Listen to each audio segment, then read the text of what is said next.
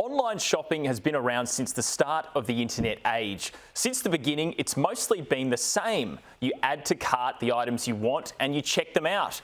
With the arrival of the Metaverse, that's about to change. Business reporter Ingrid Willings spoke to PayPal Australia Managing Director Peter Cowan and asked him what effect COVID has had on online shopping. I think COVID was a really great increase in online shopping volumes. We looked at around 7% of retail spending was online pre-COVID. It jumped up to around 15% during the COVID pandemic, and it's normalised back to around 11% since, but still a huge uplift since the pandemic, with now 97% of people shopping online. Yeah, and I mean, you look at things like the Internet of Things and the Metaverse. This is sort of the next step up from online shopping. People are wanting more now than just sort of smartphones and computers.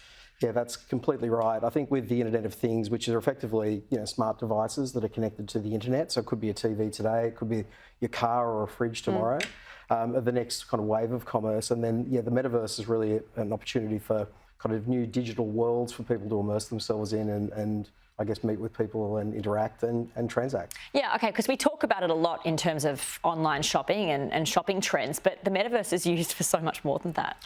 Yeah, totally. When we've surveyed consumers, what we've found is that there's actually quite a lot that are using it for entertainment purposes. It could be online gaming, or it could be attending a kind of virtual concert. I know my kids will jump up at the crack of dawn to get onto Fortnite and go to a virtual concert.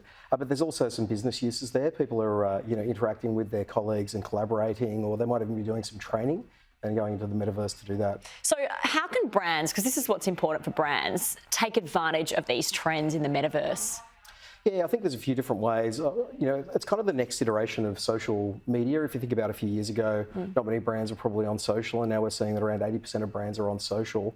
We anticipate the Metaverse will be the same. So it's kind of thinking about how you might be able to advertise your goods, sell your goods, set up a virtual store in these Metaverse environments, so the opportunities that exist for businesses. And when you see sort of fridges and washing machines, and I know there's talk of, cars with petrol being more connected going forward, are you seeing in your survey a willingness of consumers to adopt this?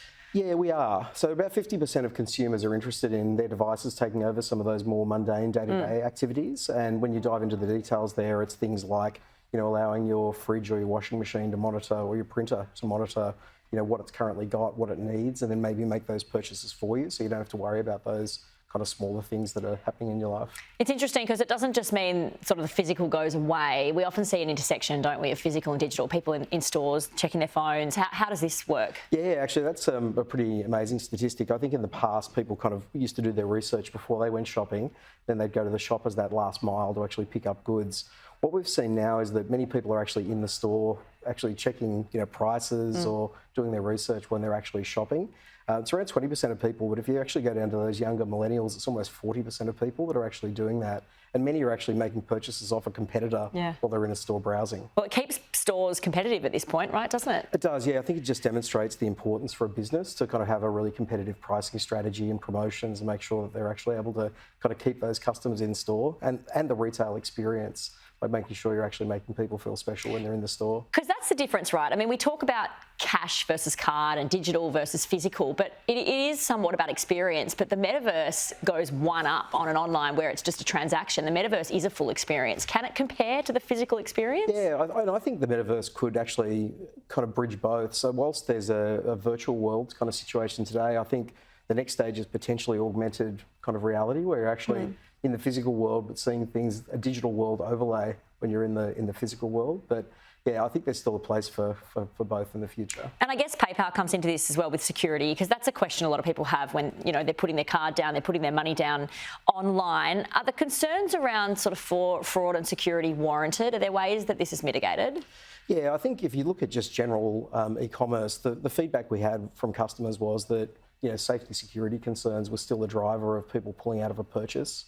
The same exists across the Metaverse, and I think the fear of fraudulent transactions existed there, and roughly a quarter of people were worried about, if they went into this Metaverse environment, how that would play out. So, having access to trusted brands to facilitate payments like PayPal is going to be really important in the new world of retail. So I guess anything's possible, but what does the future look like for the Metaverse? Yeah, that's a tough one, but I think for me, it's kind of what are those everyday tasks that you may not need to travel for, and that you may be able to kind of do virtually. Could you dial into a virtual meeting, and rather than staring at a screen, being able to actually interact more fully with your colleagues when you do that, or the same with a training program. But certainly in terms of retail, I think it'll change quite a lot as people start to look to buy, sell, through these metaverse environments. About half the people that are using the metaverse today are already using it to buy, sell or trade, which I think indicates kind of where things will go. Making life more efficient. Peter Cowan, appreciate your time, MD of PayPal. Thank you very much. It's been a pleasure. Thank you.